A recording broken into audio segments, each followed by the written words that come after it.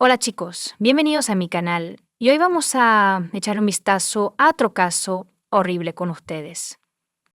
En este video, analizamos una historia de 2003 en el estado estadounidense de Dakota del Norte.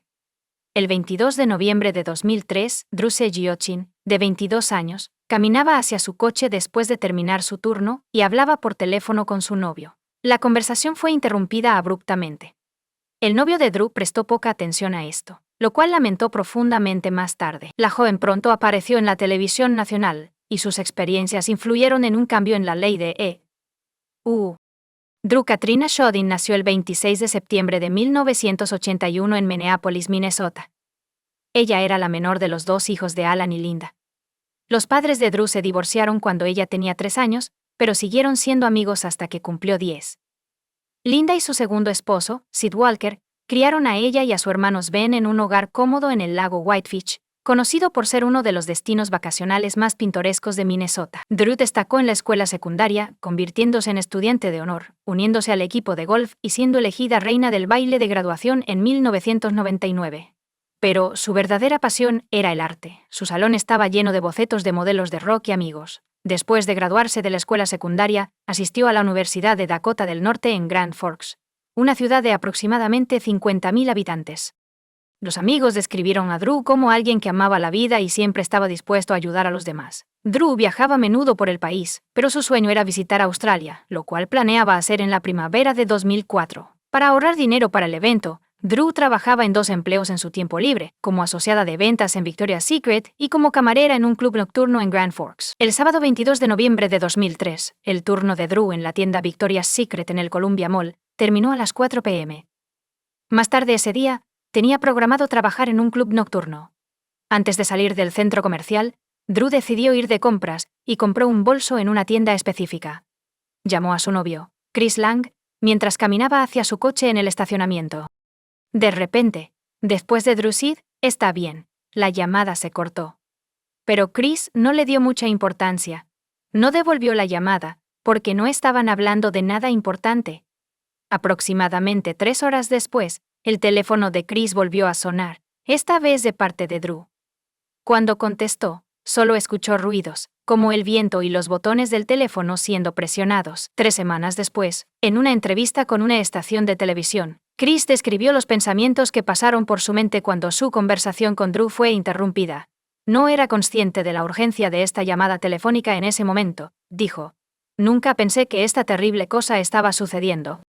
No había sentido de urgencia, simplemente fue una llamada de teléfono móvil que se cortó por una variedad de razones. No tenía idea de que esta terrible cosa estaba sucediendo. Drew vivía en una residencia universitaria, compartiendo una habitación con su amiga Meg Murphy. Casi al mismo tiempo, Chris recibió una extraña llamada telefónica. Meg recibió una llamada del club nocturno, donde estaban tratando de averiguar por qué Drew no había llegado al trabajo y no respondía al teléfono. Era una empleada responsable que siempre llegaba temprano al trabajo, así que su ausencia inmediatamente generó preocupaciones.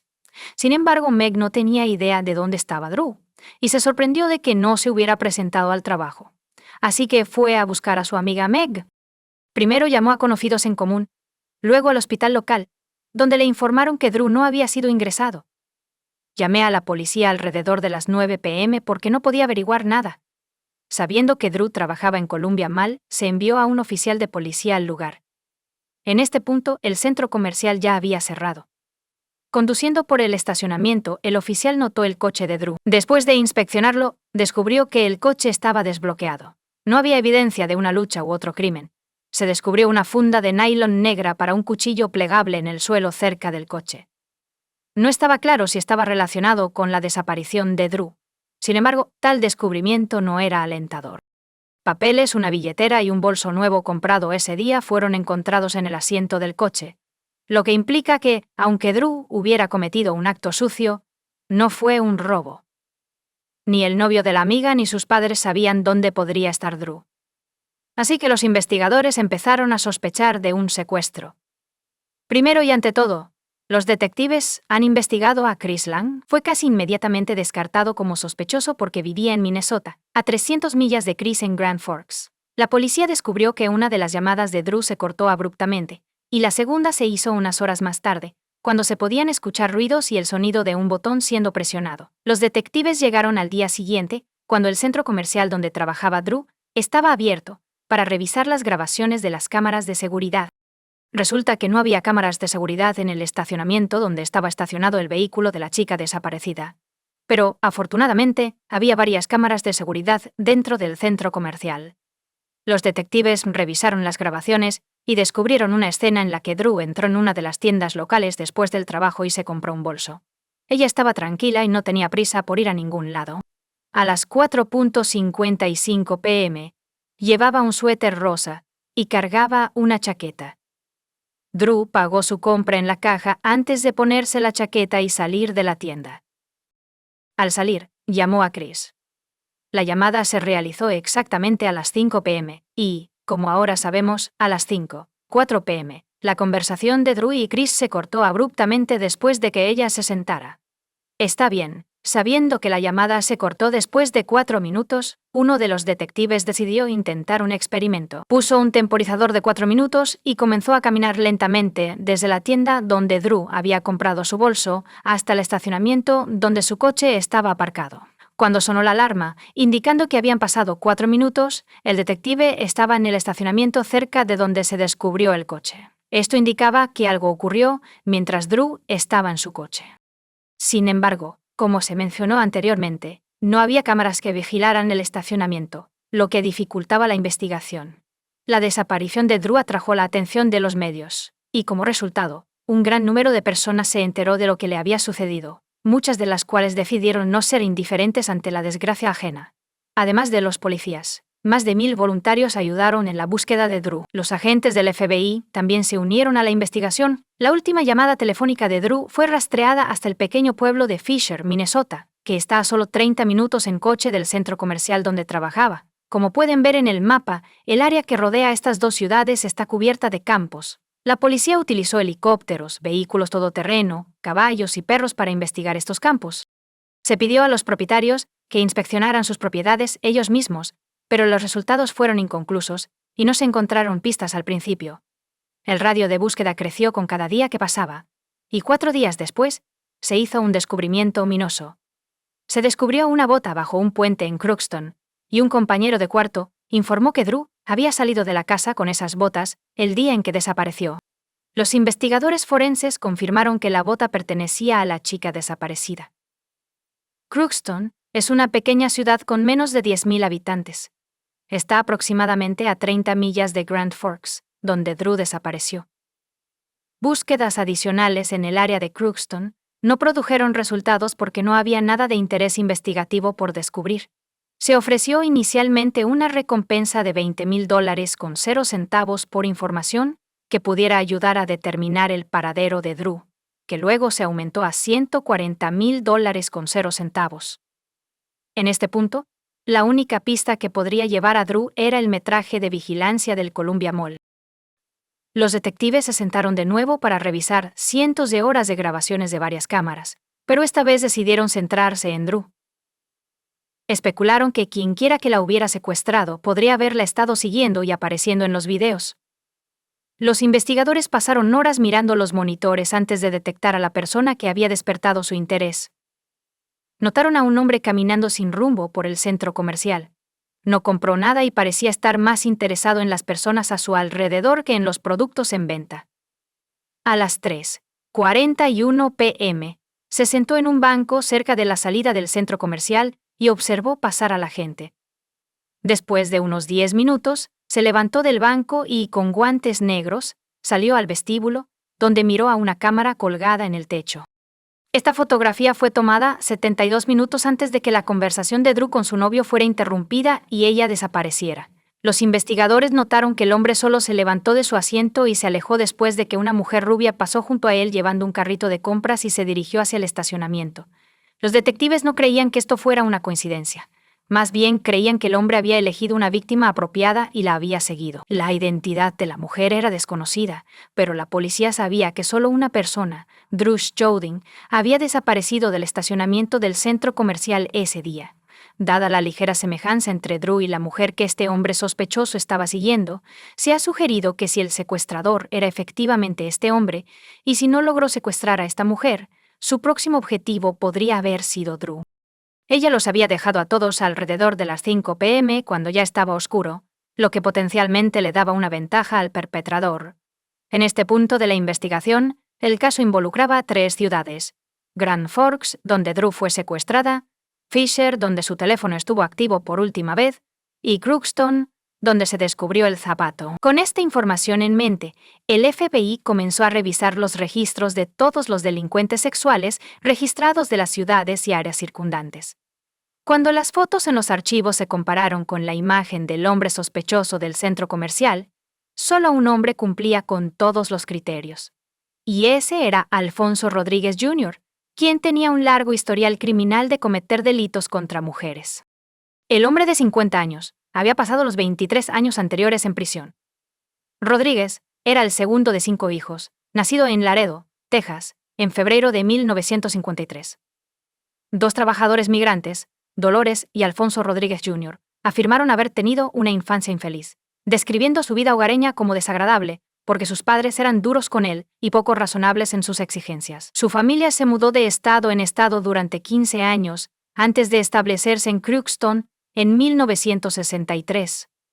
Rodríguez se volvió cada vez más aislado a medida que crecía, exacerbado por las barreras del idioma. Su idioma preferido era el español, y le costaba mucho el inglés, lo que hacía que la escuela fuera particularmente difícil. Finalmente abandonó la escuela en 9º grado y comenzó a trabajar como obrero en la planta de American Crystal Sugar Company, en Crookston.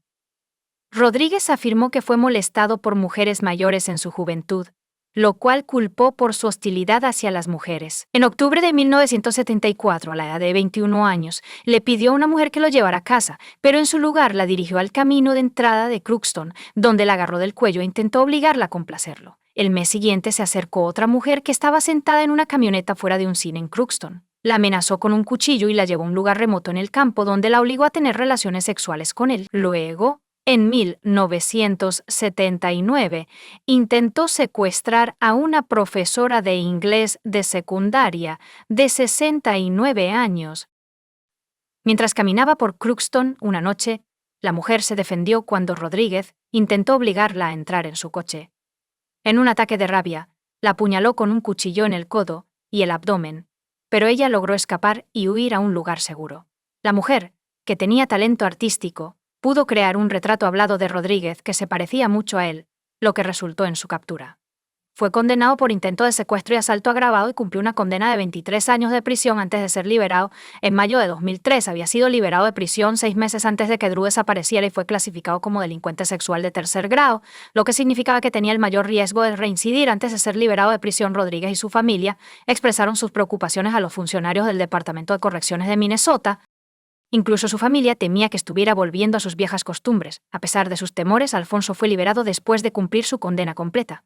Después de su liberación, Rodríguez vivió con su madre en Crookston, a solo unas millas del puente que debería ser recordado. Otra desventaja para Drew fue el descubrimiento de su zapato.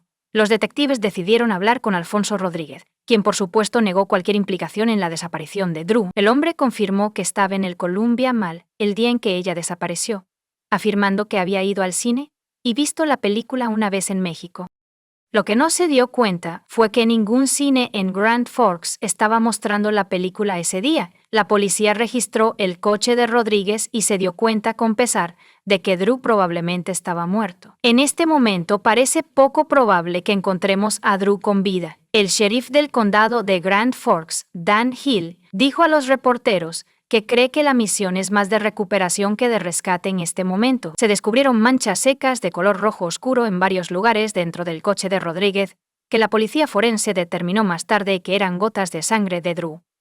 Según la declaración jurada, se encontró sangre en la ventana trasera del lado del pasajero, el asiento trasero y otras áreas del compartimento del pasajero. La sangre sí volvió. Era una coincidencia de ADN con Drew. El sheriff descubrió un cuchillo plegable en el maletero, que coincidía con la funda encontrada en el estacionamiento junto al coche de Drew, utilizando ADN de su cepillo de dientes.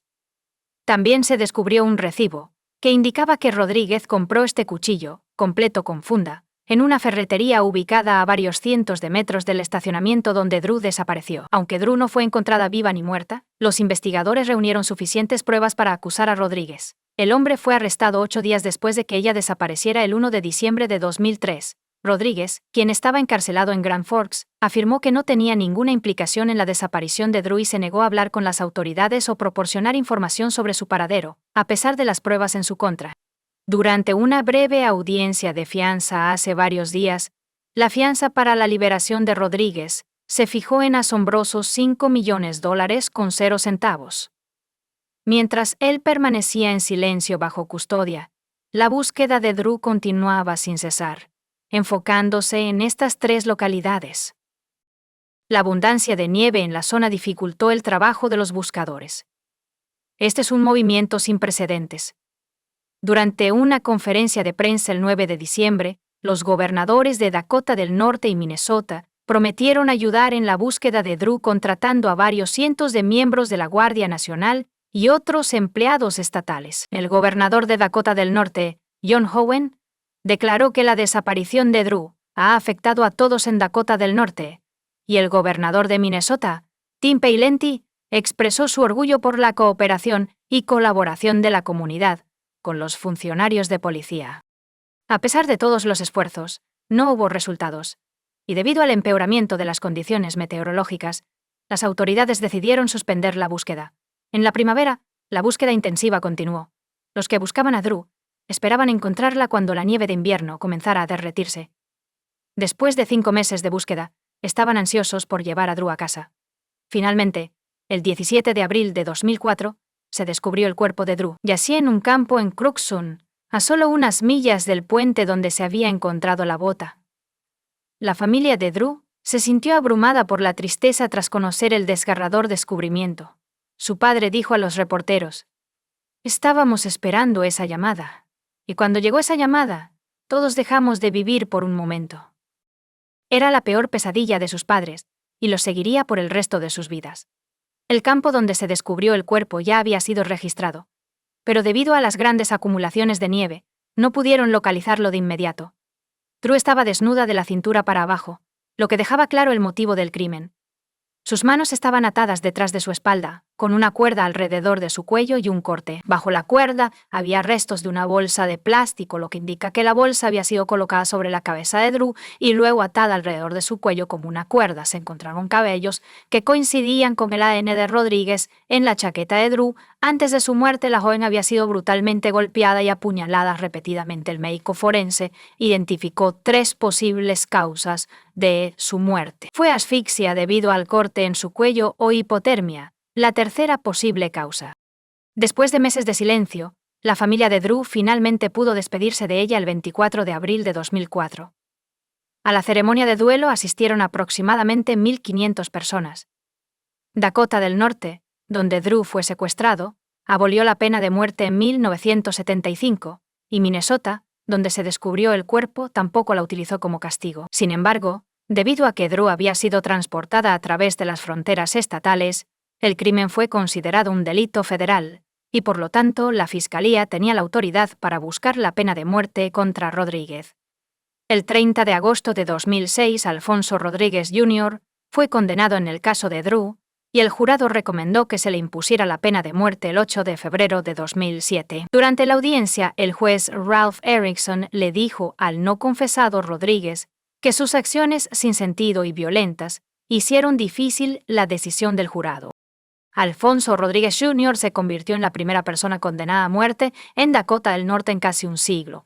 El 28 de junio de 2013, después de 6 años en el corredor de la muerte, Rodríguez confesó haber secuestrado y asesinado a Drew. Sin embargo, la historia no termina aquí. Ralph Erickson, el juez de distrito que condenó a muerte a Rodríguez, se convirtió en juez del Tribunal de Apelaciones de EU y a la edad de 21 años, anuló su propia condena de Rodríguez y ordenó una nueva fase de sentencia.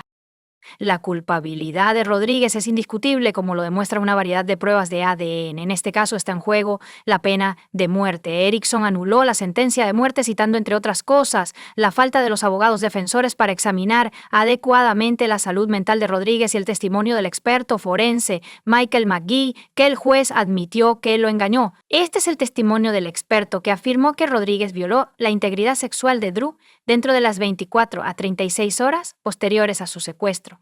No había evidencia directa que respaldara esta afirmación, como el fluido seminal de Rodríguez en el cuerpo de Drew. Según el juez, el experto expresó una opinión que no estaba respaldada por los hechos, lo que engañó al juez e influyó en su decisión. No obstante, al anular la sentencia de muerte, Erickson señaló que incluso en ausencia de Rodríguez y su fluido seminal, las circunstancias en las que se descubrió el cuerpo de Drew, desnuda de la cintura para abajo con las manos atadas detrás de su espalda, indicaban un crimen motivado sexualmente. El juez Erickson declaró que la falta de examen de la salud mental de Rodríguez, tanto en general como en el momento de su crimen, violó sus derechos constitucionales. Después de que Rodríguez murió, su sentencia fue anulada. La oficina del fiscal federal emitió un comunicado indicando que volverían a buscar la pena de muerte para él. Sin embargo, 2 años después, en 2023, los fiscales abandonaron sus planes y aceptaron la sentencia de muerte de Alfonso Rodríguez, que fue conmutada a cadena perpetua sin posibilidad de libertad condicional. Los Estados Unidos de América emitieron una declaración al respecto a través de Max Schneider, fiscal de los Estados Unidos para el Distrito de Dakota del Norte, retirando el aviso de intención de buscar la pena de muerte contra el acusado Alfonso Rodríguez Jr., que se presentó el 28 de octubre de 2004. Schneider afirmó en una presentación judicial del 14 de marzo que los Estados Unidos ya no buscarán la pena de muerte en este caso. Mis pensamientos hoy están con la familia de Drew Shodin, especialmente con sus padres, Linda Walker y Alan E. Shodin, Sid Schneider. Son personas genuinamente buenas y padres amorosos que, tras una pérdida inimaginable, han trabajado estrechamente con nuestra oficina durante casi 2 décadas. Seguimos deseándoles el mayor nivel de paz posible. También me gustaría felicitar al equipo del juicio, que incluyó al exfiscal estadounidense Drew Grigley, así como a los abogados de apelaciones de nuestra oficina y al personal de apoyo. Han mantenido consistentemente los altos estándares del Departamento de Justicia a lo largo de las últimas 2 décadas con su trabajo en este trágico caso. Como resultado de sus esfuerzos, el señor Rodríguez ha sido condenado por asesinato y así seguirá. La directiva de retirar el aviso de muerte ha alterado la forma en que la oficina del fiscal de los Estados Unidos manejará este caso. Lo que no cambiará es que el señor Rodríguez morirá en una prisión federal. Este caso provocó cambios en las leyes de registro de delincuentes sexuales.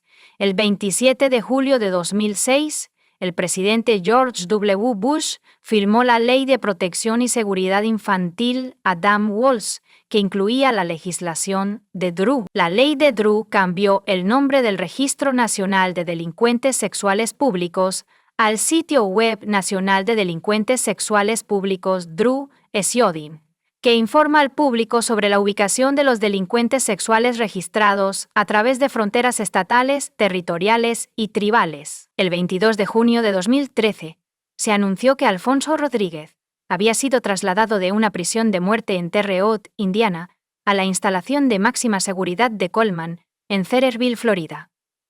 Este parece ser su lugar de descanso final. Comparte tu opinión con nosotros en los comentarios y suscríbete al canal para más.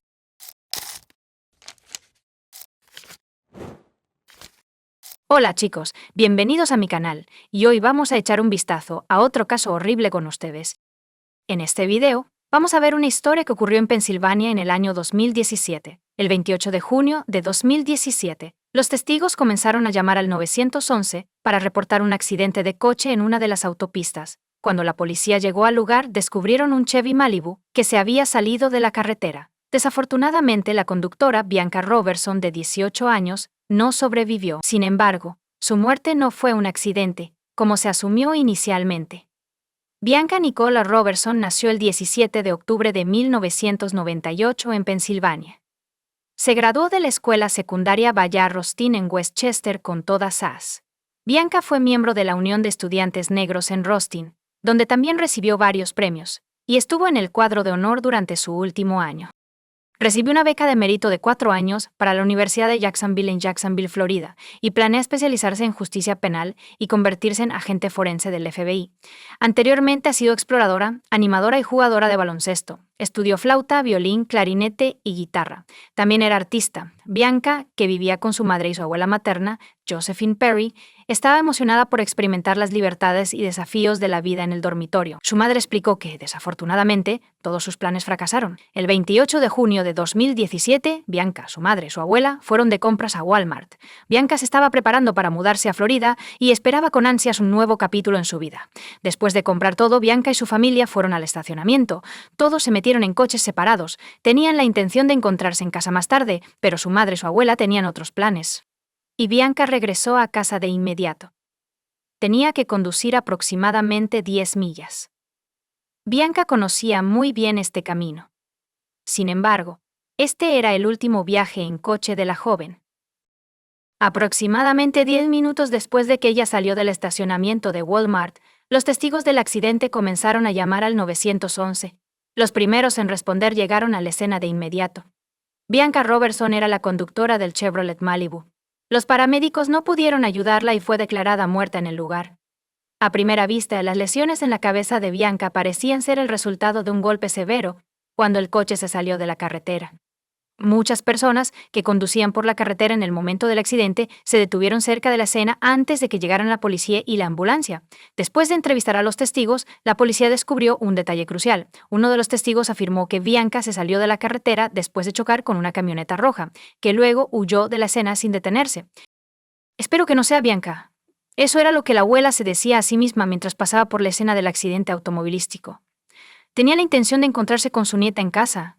No tenía idea de que el tráfico en el que estaba atrapada era causado por un accidente que involucraba a su nieta. Cuando la abuela de Bianca regresó a casa, 2 policías ya habían llegado para informar sobre el accidente de coche que le había costado la vida a su nieta. La madre de Bianca, Michelle, no podía creer lo que le estaba pasando.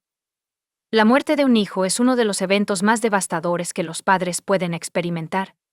Michelle, una enfermera en el condado de Delaware, dijo que nunca imaginó que algo así podría suceder. Después de perder a su hijo de 22 años, Michael James Rowley, debido a una afección cardíaca en 2013, ella esperaba que su dolor se aliviara. En cambio, se ha duplicado. Ni siquiera estoy segura de quién soy en este momento. Solo estoy existiendo, dijo Michelle. Eran mi aliento. Mi razón para levantarme. No tengo hijos en este momento. Michelle Robertson ha perdido a su segundo hijo, y esto es desgarrador. Ella afirmó que no salió de casa durante bastante tiempo y que estaba llorando constantemente. Michelle y Rodney Robertson, quienes se divorciaron en 2006, se han convertido en copadres amigables gracias a Bianca. Nuestro divorcio no fue agradable. Rodney admite. A Bianca no le gustó la forma en que le hablaba su madre, así que me corrigió. Porque la queríamos. Hizo que todo se calmara. Bianca estaba dedicada a su familia y disfrutaba especialmente ser la niña de papá.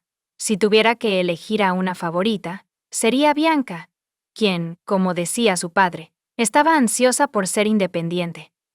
Los padres de Bianca dijeron que ella estaba contenta de acercarse a realizar su sueño de convertirse en especialista forense del FBI. Ella estaba enfocada en su futuro, y nada se interpondría en su camino, dijo el padre de Bianca, quien declaró orgullosamente que su hija había recibido una beca de mérito de 4 años para la Universidad de Jacksonville, una de las 4 escuelas a las que solicitó y una de las 3 a las que fue aceptada.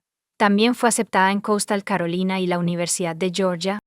Los detectives solicitaron las grabaciones de las cámaras de seguridad para confirmar la afirmación de Bianca de que su coche se salió de la carretera después de chocar con una camioneta roja. Después de todo, si la muerte de Bianca fue causada por una colisión con otro vehículo, fue más que un simple accidente, fue un crimen. Si este era el caso, la policía tenía que encontrar al perpetrador. Pero lo que descubrieron rápidamente fue aún más impactante. Mientras los detectives esperaban las imágenes, hubo otro momento crucial en este caso. Todos asumían que Bianca murió después de salirse de la carretera y golpearse la cabeza. Sin embargo, durante la autopsia, los expertos forenses determinaron que la causa de su muerte no fue un accidente automovilístico. Descubrieron una bala en la cabeza de Bianca. Alteró drásticamente todo. Lo que parecía ser un accidente seguido de una colisión con una camioneta roja, resultó ser una muerte por un disparo en la cabeza. Después de recibir el informe de la autopsia, los detectives visitaron a la familia de Bianca. Tenían que informar a Bianca, a sus padres, que su muerte no fue un accidente. Fue una sorpresa aún mayor para todos, especialmente para su madre. Michelle estaba desconcertada. ¿Por qué alguien haría eso a su hija? La familia no pudo identificar a nadie que pudiera desearle daño a Bianca. Tenía una relación amistosa con todos. Robertson necesitaba respuestas, y los investigadores estaban haciendo todo lo posible para encontrar a la persona responsable de la muerte de Bianca. Los detectives no encontraron nada sospechoso al revisar las grabaciones de las cámaras de Walmart, donde Bianca y su familia habían ido el día de su muerte. Examinaron cada movimiento que Bianca y su familia hacían, desde salir de sus coches hasta abandonar el estacionamiento. Los detectives descartaron la posibilidad de que alguien en Walmart persiguiera a Bianca y le disparara fatalmente. Después de todo, no se metió en ninguna pelea mientras compraba en Walmart. Simplemente compraron lo que necesitaban. Lo cargaron en el coche de Bianca y se fueron. Es posible que Bianca muriera como resultado de un incidente que ocurrió mientras conducía por la carretera hacia su casa. Cargamos todas las maletas en el coche de Bianca, explicó su madre, refiriéndose al Chevy Malibu 2009 que la familia compró en CarMax para su cumpleaños número 16. Bianca no pedía mucho, pero cuando lo hacía, pedía cosas grandes, como un coche, según su madre, quien añadió que Bianca había elegido el coche cuando recibió su permiso. Ella consiguió lo que quería. Michelle Robertson declaró: «No lo llamo consentido, lo llamo amado». Pero Bianca estaba dispuesta a trabajar por sus metas.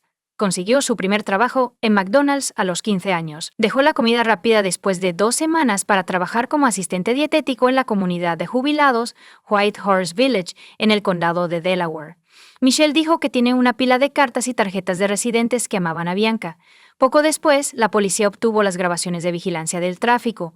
No había cámaras cerca del lugar donde Bianca se salió de la carretera, pero había una a aproximadamente 1 milla de distancia. Veamos Google Maps.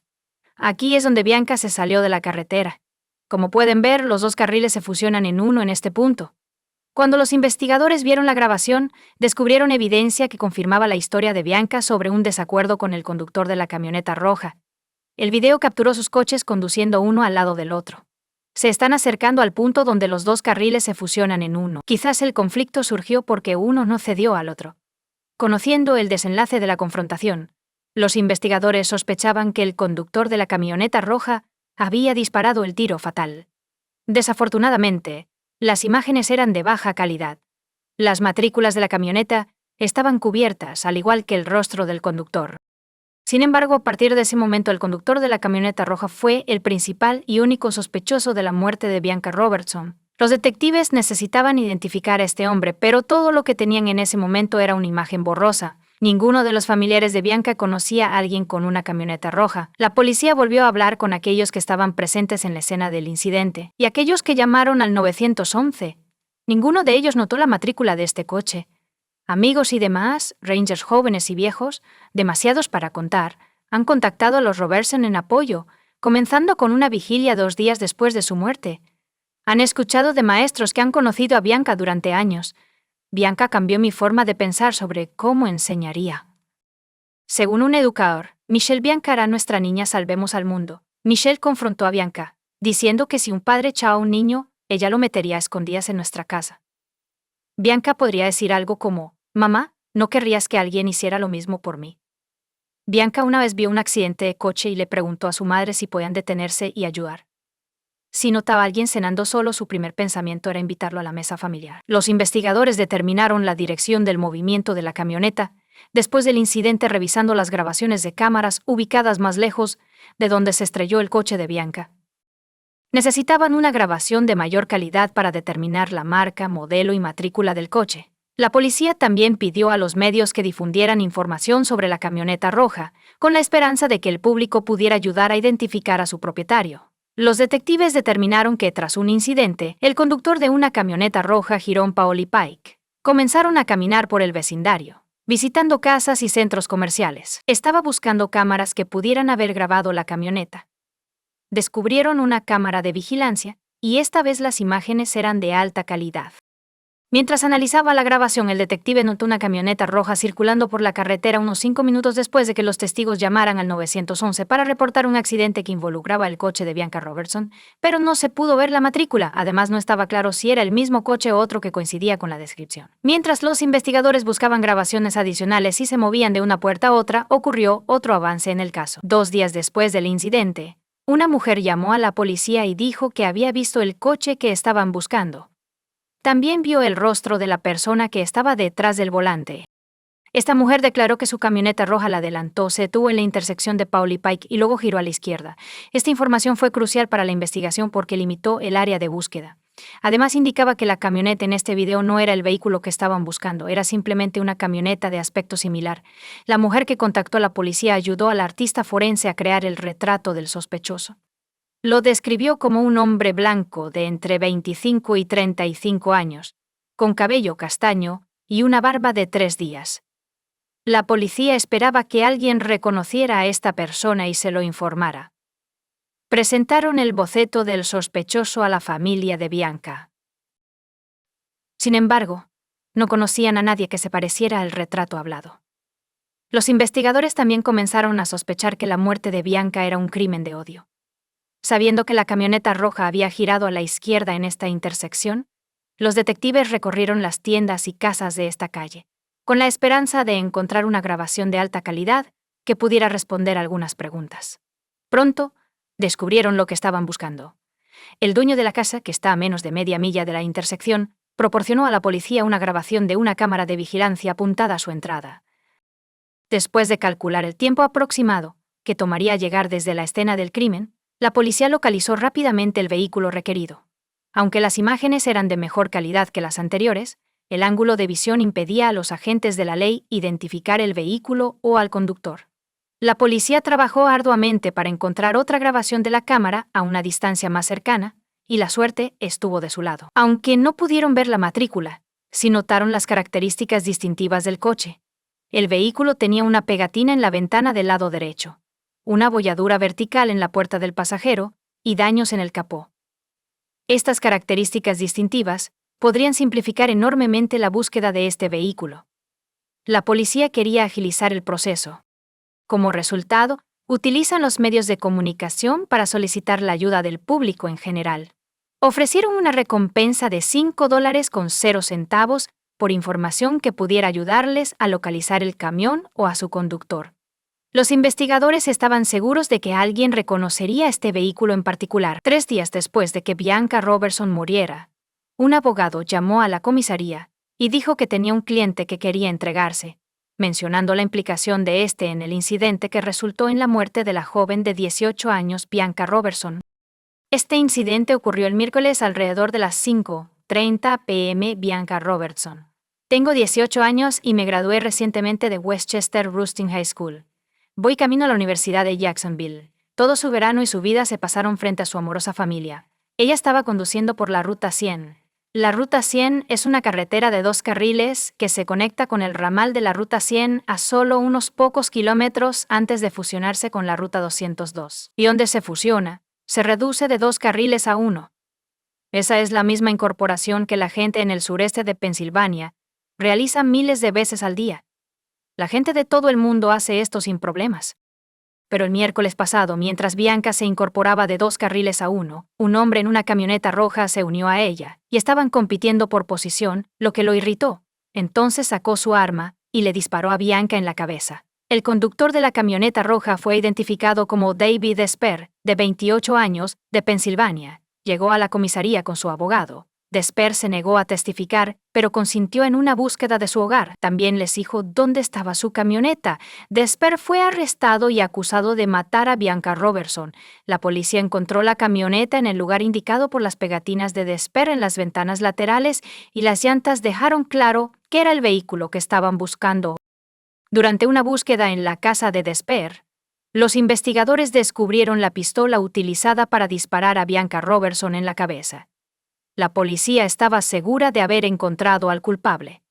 Sin embargo, el motivo de este crimen era desconocido. El 7 de julio, más de 800 familiares, amigos y miembros de la comunidad con el corazón roto, se reunieron en la iglesia bautista de San Pablo en el barrio de Westchester, a 25 millas al oeste de Filadelfia, para su servicio de despedida.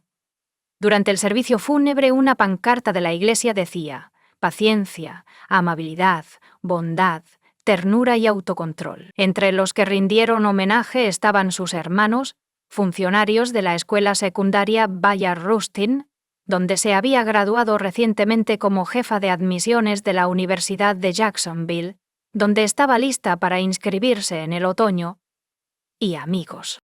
Lo que surgió fue un retrato de una joven extraordinaria con orador tras orador alabando sus brillantes y virtudes. En su elogio fúnebre, el pastor Wayne Crouch Sr. comparó al tirador con George Zimmerman y Michael Dunn. Zimmerman mató al adolescente negro Trayvon Martin en Florida en 2012. Zimmerman fue absuelto de asesinato en 2013. En 2012, Dunn disparó fatalmente a Jordan Davis, otro adolescente negro, en Florida. Una discusión verbal sobre la música en el coche del adolescente se intensificó cuando disparó contra el vehículo mientras se alejaba. Fue condenado y sentenciado a cadena perpetua más 90 años de prisión. La comunidad negra no se preocupa por si el asesinato de Bianca fue motivado por rabia o racismo. Todo lo que sabemos es que hemos perdido otra brillante joven estrella negra. El pastor anunció que otra buena hermana había fallecido. En el juicio de septiembre de 2018 le pidieron a David Desper que explicara su motivación para cometer el crimen. En lugar de responder a esta pregunta, pidió perdón a la familia Robertson. Los padres de Bianca no estaban ansiosos por enfrentarse a su presunto asesino. Rodney había ordenado camisetas con la cara de Bianca en el frente para que la familia y los amigos las llevaran mientras se reunían en el Centro de Servicios Gubernamentales del Condado de Chester. También tenían pulseras grabadas con las palabras Bianca Robertson, una rosa en el jardín de Dios, y una pancarta que decía justicia para Bianca Nicole Robertson, quien fue asesinada el miércoles 28 de junio de 2017. No estoy seguro de cómo reaccionaré cuando lo vea. Mi hija fue disparada por el hombre que sostenía el arma. Sé que no haré nada estúpido. Rodney afirmó que Desper simplemente le robó sus sueños. Él no tenía eso. Correcto. Michelle afirmó que no podía recuperarla. Necesito recuperarla. Y no puedo. Necesito consolarla, pero no puedo. Soy su madre y no puedo hacerlo mientras él esté aquí. Ella derramó más lágrimas y él pudo hablar con sus padres y abrazarlos. Él tiene 28 años. Ella es solo una adolescente, una niña. El fiscal sugirió que el embotellamiento fue causado por la falta de Bianca de ceder el paso a Desper cuando los dos carriles se fusionaron. Luego, bajó la ventana del lado del pasajero y apretó el gatillo, reconociendo las consecuencias de sus acciones. Desper huyó de la escena dejando su camioneta con un amigo en Pensilvania intentando huir a Delaware. Sin embargo, cuando su retrato hablaba y las características distintivas de su camioneta salieron en las noticias, decidió contratar a un abogado y entregarse. La policía investigó sus cuentas de redes sociales y entrevistó a sus amigos, pero no encontró evidencia de un crimen motivado por prejuicio. Como resultado, no acusaron al hombre de un crimen de odio. El fiscal de distrito Hogan agregó que no había evidencia de que supiéramos que esto era un crimen de odio o racial. Muchas personas no están de acuerdo con esa afirmación. Antes de la sentencia, la defensa describió a Desper como un joven inofensivo de 28 años, casi juvenil, que disfrutaba jugando con coches en su tiempo libre. Lo llamaron un niño grande y afirmaron que D.L. Desper esencialmente le dio al gobierno el caso al entregarse. Según la defensa, Desper estaba conduciendo a casa cuando un coche se le acercó inesperadamente. Tomó la pistola y le disparó. Afirmaron que no había ningún monstruo ni amenaza. Si eres un hombre de 28 años que conduce un coche con un arma de fuego cargada, no eres un niño grande, argumentó el fiscal Chris Miller. Resultó que la madre de Desper había compartido una publicación en Facebook sobre la policía que buscaba al hombre que mató a Bianca Robertson. Más tarde se dio cuenta de que era su propio hijo. Wendy Desper expresó su amor por la familia de Bianca y oró por ella. Pido disculpas por lo que hizo mi hijo. Ella dijo esto mientras su hijo sollozaba. Rodney Robertson luchó por hablar entre lágrimas mientras confrontaba al asesino de su hija. Mis preguntas al acusado son sencillas. ¿Por qué demonios disparaste a mi hija? Porque era joven y negra. Porque era una niña. Quería ser el primero en la carretera porque tuviste un mal día. Todos mis sueños para Bianca se estaban haciendo realidad, continuó, hasta el día en que el acusado asesinó a mi hija. Todo lo que tenía de Bianca eran mis recuerdos. David Desper se declaró culpable de privación de vida de tercer grado. El tribunal lo condenó a 40 años de prisión, con la opción de solicitar libertad condicional en 20 años. La jueza Anne-Marie Whitcraft se secó las lágrimas mientras anunciaba la sentencia diciéndole a Desper, no creo que tuvieras miedo. Creo que fue ira. La jueza del condado Anne-Marie Whitcraft impuso la sentencia máxima para ese nivel de homicidio, que oscilaba entre 20 y 40 años. Desper intentó apelar su sentencia, pero fue denegada. Comparte tu opinión con nosotros en los comentarios y suscríbete al canal para más contenido.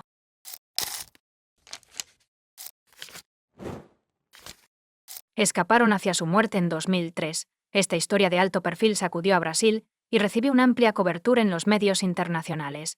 Cientos de agentes del orden, rescatistas y voluntarios, así como aquellos interesados en la historia, estaban buscando a la joven pareja que desapareció en los bosques de la provincia de Embu Guasu. Esperaban encontrarlos vivos, pero sus esperanzas se desvanecieron, y los últimos días de los jóvenes se convirtieron en una pesadilla. Sin embargo, los miembros de las familias de los desaparecidos que ya estaban de luto enfrentaron otra prueba cuando el principal criminal, violador, torturador y brutal asesino no fue procesado. Además, se encontraba en mejores condiciones de vida que antes. Este es el caso de Liana Friedenbach y Felipe Café. Liana Bay Friedenbach nació en São Paulo. En mayo de 1987, la niña era la mayor de los dos hijos de sus padres, y creció en una familia relativamente conocida y adinerada. Ari Friedenbach, el patriarca de la familia, era un abogado exitoso y un miembro muy respetado de la comunidad. Felipe Silva Café, nacido en julio de 1984 en São Paulo, creció en una familia grande y modesta. Ha trabajado a tiempo parcial desde que era niño, tratando de mantenerse a sí mismo y a sus familiares. Los jóvenes se conocieron de niños en la escuela, y su amistad se desarrolló en una simpatía mutua y el primer amor juvenil. Sin embargo, tuvieron que ocultarlo de todas las maneras posibles. Cabe destacar que los padres de Liana eran religiosos y criaron a su hija de manera estricta. Iba a la iglesia con regularidad y asistía a la escuela dominical desde muy joven. Su padre y su madre se oponían firmemente a sus relaciones románticas a una edad tan temprana. Además, la desigualdad social jugó un papel significativo en este caso porque, como mencioné anteriormente, la chica provenía de una familia adinerada mientras que su elegido era pobre. Sin embargo, las prohibiciones de sus padres no obligaron a los jóvenes a terminar su relación. En cambio, comenzaron a ocultar su romance, programando citas en diferentes lugares donde nadie pudiera verlos, para poder pasar al menos un tiempo juntos. En un último viaje, en el otoño de 2003, los amantes decidieron alejarse de todos por un tiempo, viajando a una zona remota y desierta para estar solos. Planearon cuidadosamente el viaje, que se suponía que sería una emocionante aventura para ellos, y lo más importante, los chicos se aseguraron de tener una coartada plausible que justificara su ausencia y evitara sospechas. Felipe les dijo a sus padres que él y sus amigos iban a acampar, y Liana les dijo a sus padres que iba a hacer turismo con los chicos de la iglesia. Ella estaba segura de que esta excusa funcionaría y que sus padres la dejarían ir sin hacer preguntas. Las familias Friedenbach y Café creyeron las historias de los adolescentes y permitieron que sus hijos murieran sin miedo. Liana y Felipe estaban encantados. Podían pasar toda la semana juntos sin miedo a ser juzgados por sus padres. Los jóvenes decidieron viajar a la pintoresca provincia de Embu Guasu. Empacaron una tienda de campaña, sacos de dormir, algunas pertenencias personales y un pequeño suministro de provisiones. Pero la pareja casi no tenía dinero. Tenían derecho a transporte público gratuito como estudiantes, así que los chicos planearon y calcularon su ruta, su destino en autobús, con anticipación. A primera hora del 31 de octubre, los amantes se encontraron en el lugar acordado, asegurándose de que nadie que los conociera los viera juntos. Tomaron el primer autobús y pasaron la noche en la estación de autobuses, después de llegar a otra ciudad tarde en la noche. Luego, 2 vehículos más los llevaron a su destino. Desde allí tuvieron que caminar unos kilómetros hasta un lugar desierto escondido en el bosque donde planeaban acampar y pasar unos días solos juntos. El día estaba cálido y soleado, y a pesar de su agotamiento por el largo viaje, los jóvenes estaban de buen humor, bromeando, riendo y planeando sus cortas vacaciones. Cuando llegaron al lugar marcado en el mapa, comenzaron a montar su modesto pero acogedor campamento. Visitantes no deseados, cuando Liana y Felipe viajaron a un lugar tan remoto y apartado, no consideraron el hecho de que la pobreza reina en esas áreas, alimentando el crimen. Así que la presencia de jóvenes bien vestidos, cargando grandes mochilas y bolsas, no pasó desapercibida. Mientras la pareja caminaba por el bosque hacia la granja abandonada donde planeaban quedarse, se encontraron con unos bandidos locales pescando cerca de un estanque. Eran Paulo César da Silva Márquez, alias Pernambuco, y Roberto Aparecido Alves Cardoso, alias Champiña. El segundo solo tenía 16 años, pero ya era el líder de la pandilla. Organizó a los criminales, quienes se sentían atraídos por los extraños, especialmente por una hermosa joven. También decidieron que había algo en sus mochilas que podían robar. Los bandidos siguieron a los chicos sigilosamente y comenzaron a observarlos desde los matorrales. Los amantes montaron una tienda, comieron un bocadillo y luego se pusieron a embellecer su aparcamiento. Los intrusos esperaron en emboscada hasta que se aseguraron de que nadie más se uniera a los jóvenes y de que no llevaban armas. Pernambuco y Champiña luego atacaron y amenazaron a Liana y Felipe. Este último, aterrorizado, ni siquiera intentó huir o defenderse contra los asaltantes desconocidos. Después de revisar todas las bolsas y mochilas, los criminales no encontraron nada que les interesara. Los bandidos entonces decidieron exigir un rescate por el niño y la niña a sus familiares. Liana, que estaba aterrorizada, rápidamente confirmó que provenía de una familia adinerada y que su padre les daría cualquier cantidad de dinero que pidieran. Los criminales estaban complacidos con este giro de los acontecimientos, pero como carecían de experiencia en tales situaciones, no tenían idea de cómo organizar todo para que pudieran quedarse con el dinero y ser libres. Finalmente, mientras se desarrollaba el plan y los bandidos determinaban a quiénes tenían en sus manos y cuánto podían exigir por sus vidas, decidieron esconder a los prisioneros para que no pudieran huir. Inicialmente, fueron llevados a una estructura en ruinas cerca de la granja donde se alojaban los chicos, que carecía de ventanas y puertas. Se decidió rápidamente llevar a la pareja a la casa de uno de los miembros de la pandilla y Felipe fue atado y severamente golpeado, impidiendo que escapara o resistiera. Esa misma noche, cada miembro de la pandilla se turnó para explotar a la chica atada e indefensa, rompiéndola moralmente al final. Los criminales no pudieron averiguar cómo exigir y cobrar el rescate, así que simplemente mataron a los cautivos y escondieron sus cuerpos en algún lugar del bosque para que no fueran descubiertos. Los chicos fueron llevados a una zona desierta en el bosque al día siguiente de ser torturados.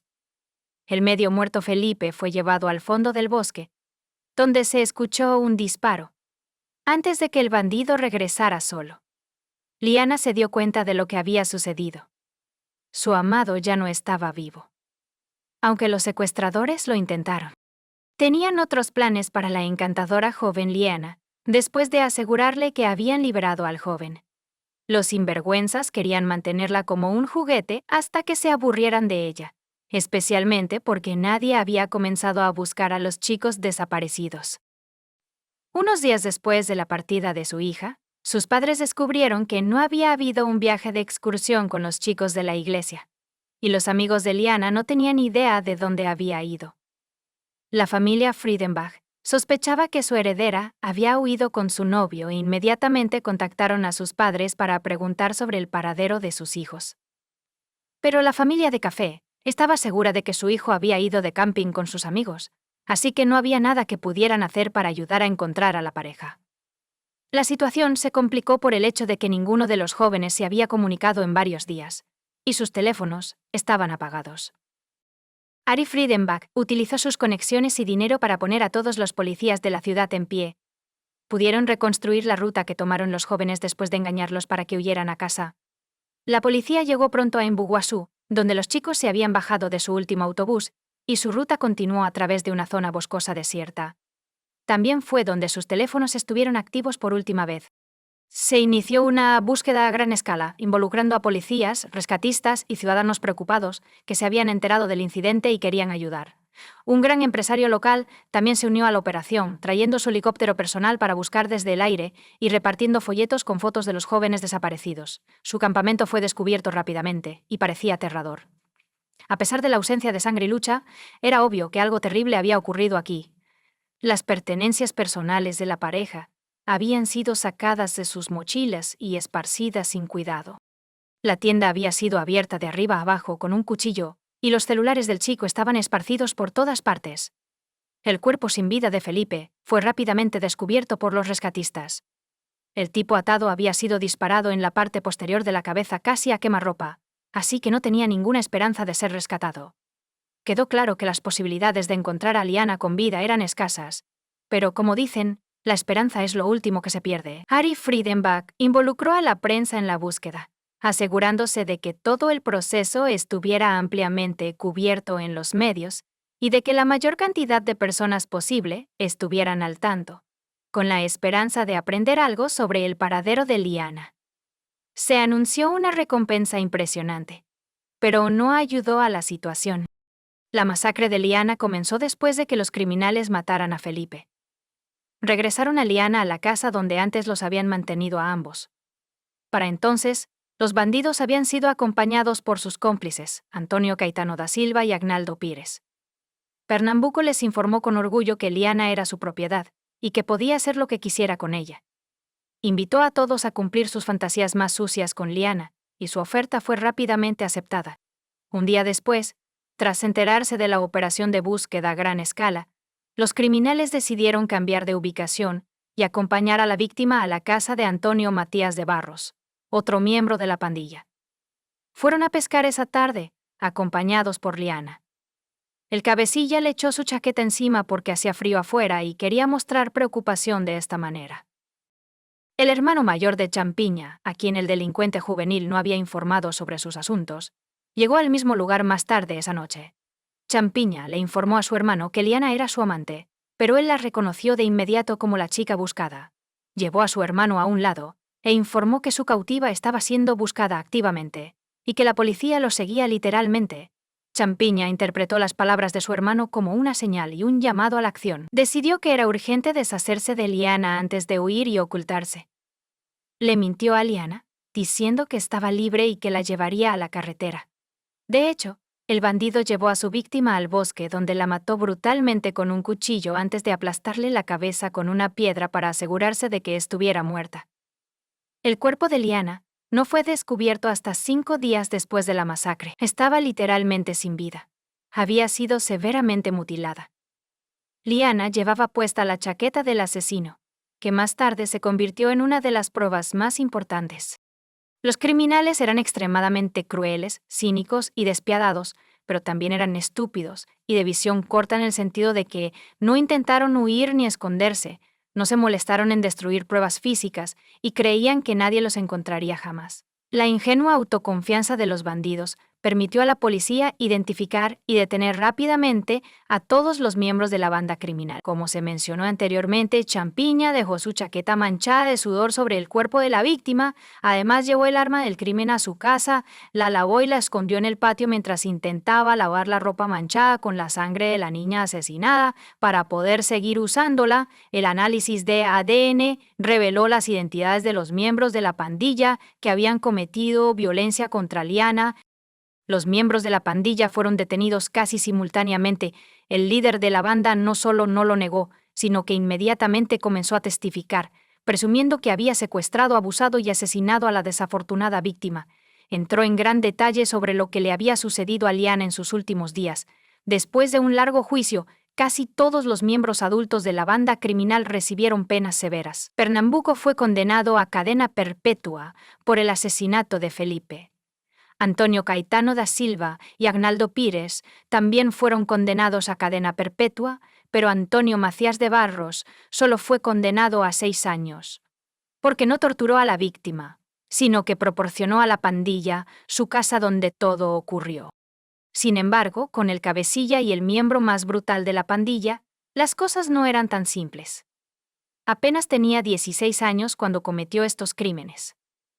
Como resultado, el individuo fue enviado a una prisión especializada para menores con un régimen relativamente leve. Champiña intentó varias fugas y se comportó de manera agresiva e inadecuada, lo que llevó a un examen psiquiátrico. Se descubrió que tenía varias anomalías mentales que, aunque no eran inherentemente peligrosas, combinadas crearon un resultado monstruoso, transformando al joven en un sádico y asesino sofisticado sin sentimientos de piedad ni remordimientos. Tras dicho diagnóstico, el criminal fue trasladado a un centro médico de tipo cerrado, donde se le exigió someterse a un tratamiento y rehabilitación obligatorios. A pesar de las numerosas apelaciones de las familias de los jóvenes asesinados, no recibió ningún castigo adicional. Como resultado, la situación de Champiña mejoró con respecto a antes del crimen. Ahora tenía su propia habitación privada y acogedora, completa con un televisor grande, acceso a Internet y una cama cómoda con un colchón ortopédico.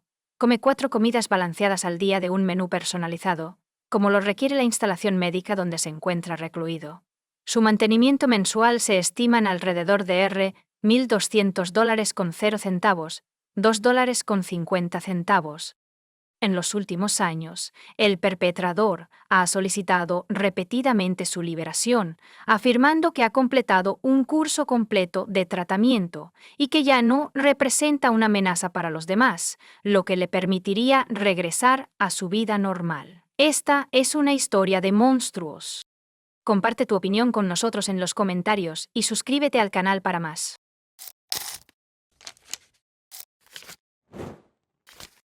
Ryan Smith nació en 1975 en San Diego, California. Siempre le ha encantado viajar y aprender sobre otras culturas. Ryan dejó su país a los 27 años porque quería aprender sobre los diferentes tipos de personas a través de sus costumbres, idiomas y tradiciones. Este joven quería aprender más sobre cómo vivían las personas en Eurasia, especialmente en los países que solían formar parte de la Unión Soviética. Así que, en 2022, Ryan llevó sus sueños y su mochila a Azerbaiyán, un país que solía ser parte de la Unión Soviética. El mar Caspio y las montañas del Cáucaso rodean el país, que se encuentra en un lugar que está más o menos en el medio de Europa Oriental y Asia Occidental. Debido a esto, era un lugar excelente para que un joven viajero comenzara a explorar el mundo. Ryan se mudó a Bakú, que es la capital de Azerbaiyán, y estudió el idioma y la cultura allí. Escribió su sitio web que trabajó en un mercado de alfombras en una ciudad amurallada en ese momento. De esta manera aprendió sobre uno de los oficios más antiguos y valiosos de la zona. Las habilidades necesarias para hacer alfombras se transmiten de una generación a la siguiente. Esta es una tradición que casi ha desaparecido con los años. El joven diseñador quedó asombrado por lo hermosos que eran los artículos y pensó en cómo hacer alfombras hechas a mano podría ser un negocio. Ryan pensó en su idea y regresó a los Estados Unidos en diciembre de 2005 para comenzar a construir el proyecto. Conoció a Laura Joy, una joven y hermosa maestra, mientras estaba en los Estados Unidos. Se comprometieron y luego se casaron. Laura alentó los intereses de su esposo en viajar y aprender sobre otras culturas. En 2011, la pareja fue a Georgia, que solía ser parte de la Unión Soviética, y limita con Azerbaiyán. En Georgia, en la ciudad de Marneuli, dos jóvenes se casaron con planes de empezar a hacer alfombras tradicionales allí. Eran muy jóvenes cuando tuvieron un hijo en 2014 y lo llamaron Gleb. Al mismo tiempo, Ryan y Laura estaban anunciando su tan esperado proyecto de tejer sus propias alfombras a mano. El estadounidense que trabajó en el proyecto utilizó técnicas tradicionales azerbaiyanas para que todo lo hecho con esta tecnología se vendiera en el mercado internacional por más de $1,000 con 0 centavos. Mientras Laura enseñaba inglés en una escuela pública cercana, su esposo iba a diferentes aldeas de la zona para encontrar tejedores que estuvieran dispuestos a trabajar con ellos. Ryan se sorprendió al descubrir que no muchos maestros seguían utilizando las viejas técnicas. Algunas de las personas que se unieron al plan al principio se negaron a trabajar con él por diferentes razones. Los precios de Ryan no eran aceptables para todos, y algunas personas no conocían al diseñador original y no estaban seguras de si podían satisfacer las necesidades de la marca. Ryan escribió en su blog que pasó 4 días en Kosolari, donde conoció a artistas que estaban interesados en su proyecto. Ryan no solo quería ganar dinero o mantener viva una cultura antigua, también quería convertirse en una figura pública de buena voluntad al conseguir que mujeres de áreas rurales que saben tejer de las maneras antiguas se unieran a su proyecto. Esto les daría la oportunidad de recuperar un antiguo oficio que les ayudaría a mantener a sus familias. Rápidamente, Ryan y Laura Smith se convirtieron en una de las parejas más admiradas. Y el visitante estadounidense pensó que una ciudad con solo 20 habitantes era el lugar más caro para vivir. Su esposa, Laura, se hizo amiga de la gente de la ciudad. Enseñó y hizo muchos amigos. Ryan, por otro lado, ganó respeto promoviendo el valor de la antigua cultura del tejido de las alfombras. La mayoría de las personas en la zona pensaban que la pareja Smith eran buenas personas a las que podían pedir ayuda. Un par de estadounidenses que vinieron de visita se acostumbraron tanto a la gente, las tradiciones y la cultura que solicitaron la ciudadanía en 2012 y pronto fueron ciudadanos tanto de EU como de Georgia. Se decía que la pareja iba a usar su propio dinero para construir un jardín de infantes con un parque infantil. Trágicamente, la tragedia golpeó a la pareja de la manera más inesperada y aterradora, justo cuando estaban seguros de que finalmente habían encontrado un hogar y que el futuro se veía brillante para su familia. En julio de 2018, Ryan, de 43 años, y Laura, de 42, iban a tomarse unos días libres para irse de vacaciones con su pequeño perro Gleb y alejarse de sus vidas normales. La amiga de Laura, Sabina Talibova, dijo que Laura la llamó el 4 de julio para contarle sobre sus planes de ir a la montaña y avisarle que estarían fuera durante 2 días. La pareja eligió ir a un pequeño y hermoso lugar cerca de las montañas Godori que nadie vería. Puedes ir a pasear y hacer picnics en esta área, que es conocida por sus senderos, hermosas cascadas y impresionantes gargantas. En lugar de alejarse de las cosas y encontrar la paz mental en este rincón tranquilo, la familia Smith vio cómo su peor pesadilla se hacía realidad. Querían encontrar a una persona local que actuara como su guía para no perderse y poder viajar por las montañas sin asustarse. Los padres también querían asegurarse de que el pequeño Cleve estuviera a salvo y que el viaje no fuera demasiado largo o difícil para el bebé. Finalmente, conocieron a Malkaz Kobur, un pastor de la zona. No vivía aquí, pero conocía bien la zona porque llevaba a pastar allí sus ovejas y cabras todos los días. La gente en la zona de Malkaz pensaba que era un buen tipo porque siempre estaba tranquilo. La familia Smith contrató a Malkaz como guía porque habían oído cosas buenas sobre él y conocía la zona. No pasó mucho tiempo después de que se fueron a las montañas cuando la pareja se enteró de los terribles planes y afirmaciones de Malkaz. Resultó que el grupo salió a la montaña y, cuando llegaron a la explanada, montaron campamento para la cena. Para conseguir agua fresca en medio del verano, eligieron un lugar cerca de uno de los muchos manantiales de la zona. Hubo un tiempo en que Ryan debió haber prestado atención a su guía, porque pensaba que no estaba siendo lo suficientemente cuidadoso con la pistola que siempre llevaba. Hubo una acalorada discusión entre los dos hombres, y nadie pensó que Malkaz le dispararía a Ryan en la cabeza con una pistola. Después de eso le disparó al hombre en la espalda nuevamente. El llanto del bebé y los gritos de miedo de Laura ahogaron los sonidos de los disparos en las montañas, pero lo peor estaba por venir. Aunque la mujer le suplicó que no lo hiciera, Malkaz puso la pistola en la cabeza de Cleve y disparó directamente a él. Laura se convirtió en piedra porque estaba asustada y no sabía qué estaba pasando. Pero cuando vio los ojos fríos de Malkaz, supo lo que realmente quería. Su instinto de protegerse funcionó. Sara corrió tan rápido como pudo para mantenerse a salvo y evitar que su esposo e hijo resultaran heridos. Pero cuando llegó al borde del acantilado de la cascada, vio que no podía escapar. Se dice que el pastor empujó a la mujer por un acantilado y luego la golpeó con un arma. Es donde el cuerpo de Laura cayó al agua. La investigación que siguió dijo que Malkaz enterró el cuerpo de Cleve en una zona remota y también envió allí el arma del crimen. El pastor luego regresó al pueblo como si nada hubiera pasado. El pastor luego regresó al pueblo como si nada hubiera pasado. Sabina, la amiga de Laura, comenzó a preocuparse cuando no había tenido noticias de ella durante 3 días después de un viaje familiar. Seana intentó llamar a Ryan y Laura, pero nunca recibió respuesta. Otro grupo de personas que estaban con Ryan también estaban confundidos porque no había llamado a nadie en mucho tiempo. El 6 de julio, alguien llamó al Centro de Respuesta Rápida y Situaciones de Emergencia para decir que una familia georgiana con raíces estadounidenses podría haber desaparecido en las montañas. La persona que llamó fue Sabina, y dijo que la familia Smith y su hijo de 4 años habían estado en las montañas durante más de 2 días y no podían ser localizados por teléfono. 15 rescatistas fueron enviados al desfiladero para buscar a una familia que se pensaba desaparecida. Cuando los rescatistas llegaron al área designada, encontraron las cosas y el coche de Laura, pero a medida que los rescatistas avanzaban más por el camino del pequeño grupo, se encontraron con algo terrible. En la base de la cascada había un cadáver. Los rescatistas que se habían perdido intensificaron sus esfuerzos y ampliaron su área de búsqueda. A unos 800 metros de la cascada, se encontró el cuerpo de una persona. Debido a la alta humedad y calor de la temporada, el cuerpo se descompuso más rápido. Así que al principio, la policía dijo que las víctimas no mostraban signos de violencia. Se inició una investigación porque eso es lo que dice el Código Penal georgiano que debe suceder. Pero nadie sabía nada sobre la niña. Era evidente lo que le pasaría a la indefensa bebé después de 3 días más. Los investigadores pudieron averiguar que Malkaz fue la última persona con la que habló la familia. Se dijo que el pastor de 19 años sabía dónde estaba Cleve mientras lo interrogaban. El 4.º día después de que la familia Smith fue a las montañas, Malkaz mostró a la policía dónde enterró a Cleve y la pistola. Al día siguiente, la policía georgiana declaró en un comunicado que Malkaz Kavari, un joven pastor, había sido arrestado y estaba detenido bajo sospecha de haber asesinado a la familia Smith.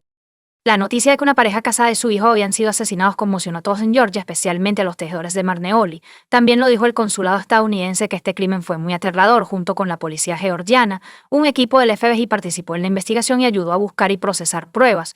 Los cargos contra Malkaz fueron desestimados por el Tribunal Municipal de Tbilisi el 11 de julio, pero aún así fue arrestado.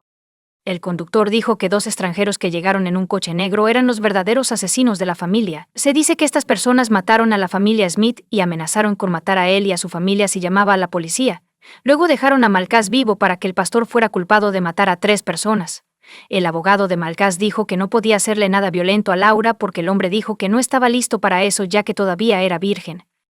Personal de la familia de Ryan, amigos y grupo de defensa pública se reunieron frente a su casa en Marneuli el 12 de julio con juguetes, flores y velas encendidas para mostrar su apoyo y recordar a las víctimas. Al día siguiente, el abogado de Malkaz confirmó que la persona acusada no era culpable y continuó diciendo que el crimen fue cometido por 2 extranjeros y que su cliente Malkaz inicialmente se declaró culpable debido a la presión psicológica. Sin embargo, las pruebas en contra de Malkaz comenzaron a aparecer poco a poco. El informe de autopsia de las víctimas fue la prueba más contundente de que Malkaz era culpable. Se encontraron 2 agujeros de bala en el cuerpo de Ryan. Uno en la cabeza y uno en la espalda. Klebb recibió un disparo en la cabeza desde justo enfrente de él. Las pruebas de ADN demostraron que el material biológico encontrado en el cuerpo de Laura y en su ropa interior pertenecía a Malkaz y se comprobó que había sido abusada. El ADN del asesino y el de Ryan se encontraron en el arma del crimen. Una revisión técnica de los teléfonos de las víctimas y de la persona que dicen que las mató por el FBI también reveló que el teléfono de Malkaz tenía fotos del cuerpo muerto de Laura en la cascada. El pastor incluso les mostró las fotos a algunas personas que conocía en la zona y les dijo que había encontrado un cadáver mientras caminaba por esas áreas por accidente. El historial de búsqueda del teléfono mostró que Malkaz había visitado varios sitios de contenido sexual explícito unos días antes del incidente. Los investigadores llegaron a la conclusión de que el interés del joven por Laura fue la razón por la que hizo lo que hizo, y que sabía lo que estaba haciendo desde el momento en que la familia Smith llamó a Malkaz para llevarlos a la cascada. David, el abogado de Malkaz, renunció después de que salieron los resultados de la autopsia, diciendo que no podía defender al pastor por razones morales.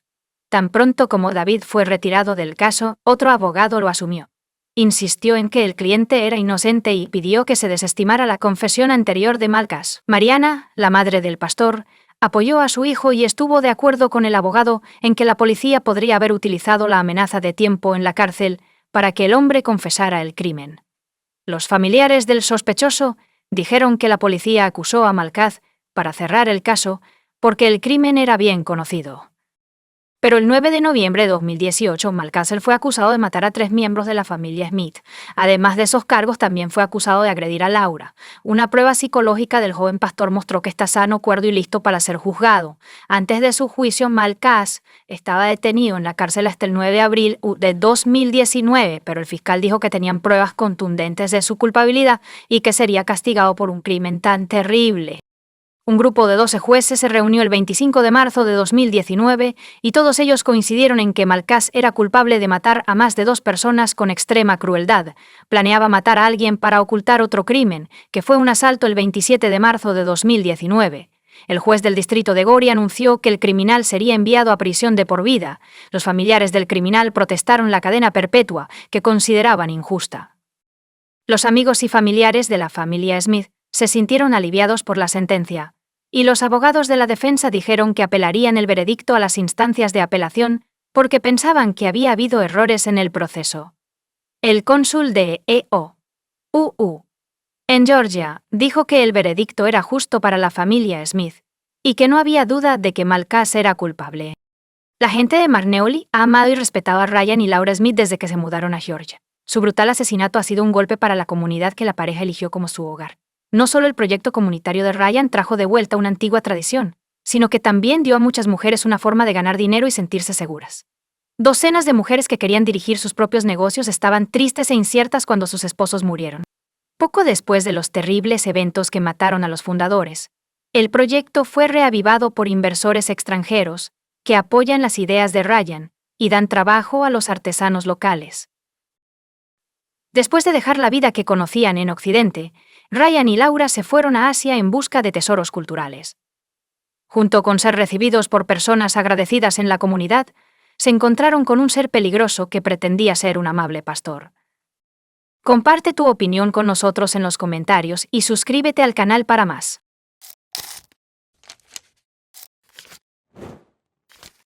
Hola chicos, bienvenidos a mi canal y hoy vamos a echar un vistazo a otro caso horrible con ustedes. La traición de un ser querido siempre nos sorprende, porque por eso consideramos a las personas cercanas cuando confiamos plenamente en ellas y no esperamos que nos apuñalen por la espalda. Sin embargo, los criminólogos saben que, en caso de asesinato brutal, el culpable debe buscarse, ante todo, entre las personas del entorno inmediato de la víctima. ¿Qué pasa si el plan no pudo completarse? La víctima no puede testificar debido a su grave estado, y el perpetrador está tratando desesperadamente de averiguar cómo cubrir sus huellas sin levantar sospechas. Me recuerda a la trama de un thriller. Desafortunadamente, esta historia ocurrió hace unos años en la vida real. Wang Nan, una mujer china embarazada, estuvo involucrada en uno de los incidentes más notorios de Tailandia. El perpetrador intentó deshacerse de su esposa y de uno de los parques nacionales, retratando el incidente como un trágico accidente. Sin embargo, parece que la naturaleza intervino para evitar que la joven y su hijo fueran asesinados. Cuando se expuso la verdad, literalmente sorprendió a los detectives que investigaban el caso, así como a los médicos que salvaron la vida de la víctima, porque estaban seguros de que el esposo estaba profundamente preocupado por su esposa e hijo. Pero aún más impactante fue la motivación detrás de un acto tan atroz y cruel. Cabe señalar que esta situación no es única. Y, aproximadamente al mismo tiempo en Tailandia, otra pareja de China tuvo una historia similar, pero el hombre pudo poner fin al plan. Pero vayamos todo en orden. La historia de Wang Nan. Wang Nan nació en Nanjing, una gran metrópoli y antigua capital de China, en 1987. Creció en una familia relativamente acomodada y sus padres se esfuerzan por brindarle a su hija la mejor educación posible mientras también fomentan el desarrollo de sus talentos y potencial. La niña sobresalía en la escuela y le resultaba particularmente fácil aprender las ciencias exactas. Wang Nan se inscribió en una universidad prestigiosa después de graduarse, donde estudió los fundamentos de los negocios y las finanzas mientras también aprendía varios idiomas extranjeros. Después de recibir su diploma, la chica consiguió un puesto en una gran agencia de viajes, donde se estableció como una empleada valiosa, responsable y altamente motivada. Avanzó rápidamente en su carrera y fue trasladada a Tailandia, donde supervisó el desarrollo de una nueva sucursal. Nan trabajó como alta directiva durante unos años antes de dejar la agencia de viajes para iniciar su propio negocio. Abrió un restaurante que servía cocina nacional china y tuvo tanto éxito que su idea se expandió rápidamente en una pequeña pero popular cadena en Bangkok. Yu Xiaodong Wang era una joven emprendedora exitosa que dirigía y desarrollaba el negocio con competencia. Sin embargo, para avanzar en su carrera, sacrificó por completo su vida personal. La joven recordó más tarde que su relación romántica más reciente ocurrió mientras todavía era estudiante. Sin embargo, al comenzar su actividad laboral, simplemente no tenía tiempo para salir con citas debido a su empleo a tiempo completo. Wang Nan no estaba demasiado preocupada por su soledad, aunque ya tenía casi 30 años. Estaba constantemente ocupada, corriendo de un lado a otro y trabajando incansablemente. Aunque había vivido en Tailandia durante mucho tiempo y dominaba bien el idioma, decidió mejorar sus habilidades y se inscribió en cursos adicionales de tailandés. En el centro de formación, Wang se encontró por casualidad con un joven llamado Hugh, quien la miró fijamente durante unos minutos antes de acercarse a ella en su idioma nativo. Hablaron brevemente, y el hombre le preguntó a Nan por qué estaba estudiando el idioma, a lo que ella respondió que era necesario para el desarrollo de su negocio. Yu sugirió que intercambiaran tarjetas de presentación para que pudieran conocerse y socializar un rato. Nan se mostró reacia a seguir charlando, pero lo hizo por cortesía. Le dio su tarjeta de presentación, y él le dio la suya a cambio. La tarjeta de presentación de Xiao Dong indicaba que estaba en el negocio de exportación-importación en Bangkok. Wang no se impresionó y simplemente tiró la tarjeta de presentación en su bolso olvidándose de ella. Solo Yu parecía estar genuinamente interesado en la joven y la llamó al día siguiente. Sin embargo, estaba demasiado ocupada con el trabajo para mantener una conversación por más de unos minutos, así que rechazó la invitación para tomar un café. Unos días después la situación se repitió, y Nan rechazó salir en una cita, citando su apretada agenda y los preparativos para una próxima conferencia de negocios. Tenía la intención de expandir sus relaciones comerciales y conocer nuevos socios allí. Pero Yu llegó al evento con un lujoso ramo de flores. Después de esperar a que Nan estuviera libre, se acercó a ella y le pidió salir de nuevo. Wang Nan fue sobornada debido a su persistencia, porque nadie había intentado con tanto empeño llamar su atención antes. Ella aceptó encontrarse con él para cenar y tener un encuentro romántico inesperado. Parecía que Yu no simplemente se enamoraba de los hombres, literalmente se le había ido la cabeza. Él constantemente le mostraba afecto, le hacía sorpresas agradables y regalos, le entregaba flores en la puerta cada mañana con pequeñas notas románticas dentro, y la llamaba al menos 2 veces al día para decirle buenos días y buenas noches. Las emociones de Wang eran mixtas. Por un lado, le molestaba la obsesión del chico, pero por otro, se sentía halagada de que alguien intentara conquistar su corazón. Así que, inesperadamente, por primera vez en mucho tiempo, la joven inició una relación romántica. Su novio no solo la cortejó de manera hermosa, sino que también intentó ser perfecto en todos los aspectos. Compartía sus intereses y puntos de vista sobre una variedad de temas, aprendió a cocinar los platos favoritos de Wang, intentó diversificar su tiempo libre comprando entradas para varios eventos, y siempre estaba dispuesto a ayudarla en el trabajo. Y en casa, a la primera petición, Wang Nan no podía creer lo feliz que estaba. Le parecía que esto solo sucede en las películas, pero en realidad le estaba sucediendo a ella, excepto que Yu tenía demasiada prisa. Solo llevaban unos meses saliendo, pero él ya estaba planeando una boda y nombrando a sus futuros hijos. Wang se sentía ligeramente avergonzado por este tipo de conversación, pero en momentos como este, Yu comenzaba a hablar sobre cómo ambos estaban en sus 30 años y que era hora de formar una familia, una boda sin anillos ni velos. El hombre no tenía idea de cómo comportarse, ni de cómo responder al comportamiento de su pretendiente. Se dio cuenta de que Yu tenía razón sobre su edad, pero aún cuestionaba si él era la persona adecuada para casarse. Un día, después de otra conversación sincera, Yu le prometió a Nan que demostraría su amor por ella. Esa misma noche, después de haber regresado a casa, el hombre enamorado le envió a su novia una larga y conmovedora carta llena de ternura. Le confesó su amor y prometió ser el mejor esposo y padre para sus hijos. Wang se despertó y encontró al pretendiente en su puerta, sosteniendo un ramo de flores. Xiaochoudong declaró que nunca había sido más serio acerca de sus intenciones y que estaba listo para casarse con ella en ese mismo momento. Nan Kofod dijo que el juzgado no abriría hasta dentro de 1 hora y media, así que Yu se ofreció a ir allí de inmediato. Y si la puerta estaba abierta, registrarían el matrimonio de inmediato. Wang aceptó la empresa, sabiendo que la oficina gubernamental estaría cerrada. Para su sorpresa, la puerta se abrió, y el funcionario autorizado para registrar uniones ya estaba sentado en su escritorio. Yu había organizado todo con anticipación, solicitando que se hiciera una excepción para que él y su novia pudieran casarse temprano en la mañana. Era una boda inusual, sin invitados, sin anillos, sin vestido o velo y sin fotografías memorables. Wang Nan no podía quitarse de la cabeza la sospecha de que todo esto era una mentira, porque ni siquiera le presentó al elegido a su madre, con quien siempre habían estado muy unidas.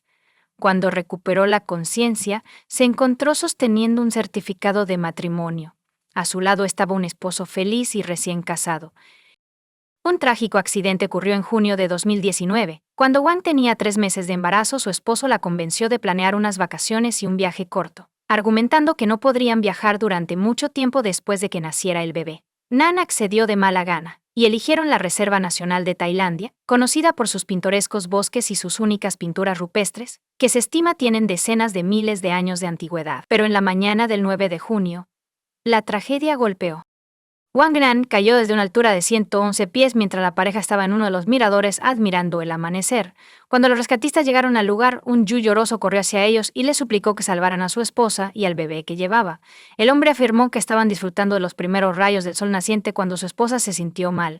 Ella dio un paso al lado, pero se mareó y cayó antes de que él pudiera recogerla. La joven había caído desde el 10º piso.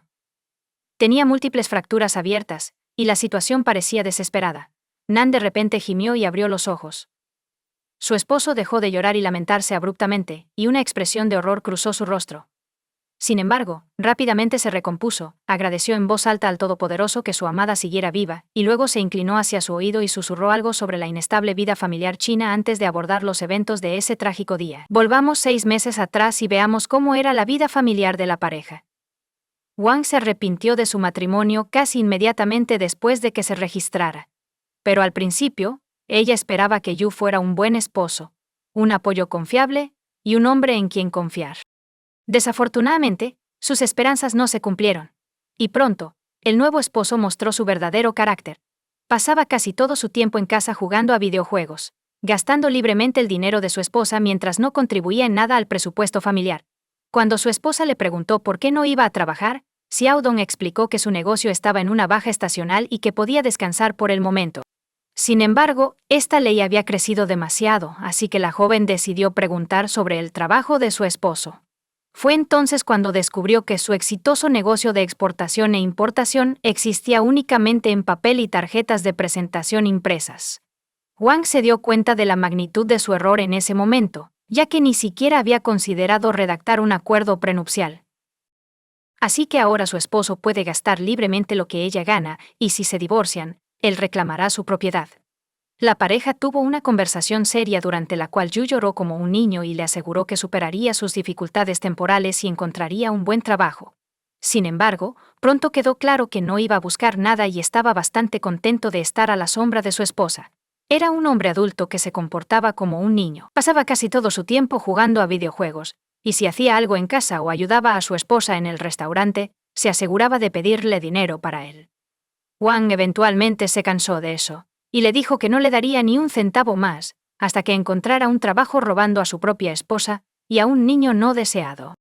Yu desapareció al día siguiente de esa conversación, llevándose consigo el certificado de matrimonio y la tarjeta de identidad de Nan. Sin embargo, solo descubrió la falta de los documentos por la noche cuando recibió una llamada de su contable preguntando sobre la transferencia de una gran suma de dinero de su cuenta. La joven quedó atónita porque no había transferido ningún dinero.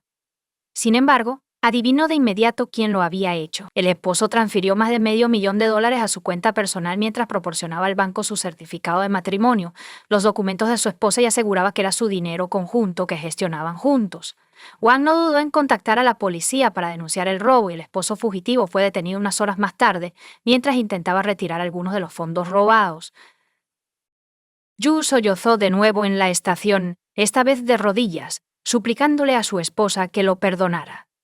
Admitió que había perdido una gran suma de dinero en el juego, y ahora estaba siendo amenazado de muerte para saldar la deuda. Además, se descubrió que no era su primer encuentro con la policía. Anteriormente había cumplido una condena de 8 años en su China natal por robo. Nan casi se siente abrumada por la vergüenza mientras escuchaba todo esto porque, como resultó, no conocía al hombre con el que se casó. Sin embargo, la joven creía que el juego era una enfermedad y que necesitaba ayudar a su esposo a superar su adicción y regresar a una vida normal. Wang no solo aceptó pagar la mitad de la deuda de su esposo, sino que también lo nombró gerente de uno de sus restaurantes. Yu inicialmente pareció aceptarlo con gratitud y tomar el nuevo puesto en serio. Incluso ideó una estrategia efectiva para el crecimiento del establecimiento, pero su entusiasmo fue efímero. Pronto, comenzó a pasar más tiempo en videojuegos y entretenimiento. Durante ese tiempo, Wang descubrió que estaba embarazada e informó a su esposo, pero él reaccionó de manera extraña, incluso agresiva. Yu afirmó que aún no estaba preparado para esto y persuadió a su esposa para que abortara, lo cual ella se negó rotundamente a hacer. El esposo luego amenazó con el divorcio y declaró que tenía la intención de obtener una orden judicial para dividir la propiedad. No le habló a su esposa durante varios días antes de suavizarse de repente y disculparse. Yu admitió que dijo tonterías sobre las emociones. De hecho, emocionado por la próxima llegada, volvía a cuidar, cocinar y ayudar en la casa. Un viaje fatídico. Wang estaba extasiada 2 meses después porque su matrimonio casi había alcanzado la perfección, como prometió su amante al inicio de su relación. Él era atento, cariñoso y responsable en su papel de gerente, preparando activamente su hogar para la llegada de un niño. Un día Xiao Dong ofreció asegurar la vida y la salud de su esposa porque estaba embarazada, y tal medida ayudaría a protegerla a ella y al bebé en caso de diversas circunstancias imprevistas. La joven aceptó de buen grado e incluso se preguntó por qué no lo había pensado antes. Yu contrató el seguro al día siguiente, y unas semanas después, mencionó tomar unas vacaciones para relajarse y desconectar. Nan estaba dudosa, pero su esposo insistió, alegando que no tuvieron luna de miel, y que con un bebé no podrían viajar en los próximos años. También afirmó que habían pasado por un período difícil y que necesitaban reiniciarse para despejar sus mentes de toda negatividad y pensamientos pesados. Al final, sus argumentos fueron convincentes, y Nan estuvo de acuerdo. Su esposo eligió el lugar, reservó el hotel, planificó las actividades y organizó los itinerarios para asegurarse de que el viaje fuera emocionante y educativo, sin agotar a la mujer embarazada. Nan dejó el asunto completamente en manos de su esposo, y se alegró al ver con qué entusiasmo estaba planeando sus vacaciones. El 7 de junio, la pareja visitó el parque por primera vez y pasó la mayor parte del día allí. Caminaron mucho y vieron muchos lugares hermosos y miradores. En esa tarde de verano del viernes, el parque estaba lleno de visitantes de todas partes. Wang notó que su esposo se estaba enojando y poniendo nervioso por la noche cuando ella le preguntó si todo estaba bien. Él respondió que debido a las multitudes de turistas, no podían disfrutar del atardecer en silencio. Wang Nan incluso cedió, decidiendo que sería extremadamente romántico. A medida que el sol se ponía, el parque se volvía menos concurrido, y Yu trepó la valla de la plataforma de observación y comenzó a llamar a su esposa hacia el borde, diciéndole lo increíble que era la vista. Sin embargo, la mujer embarazada se negó a ir allí, alegando que ya estaba oscuro y podría ser peligroso.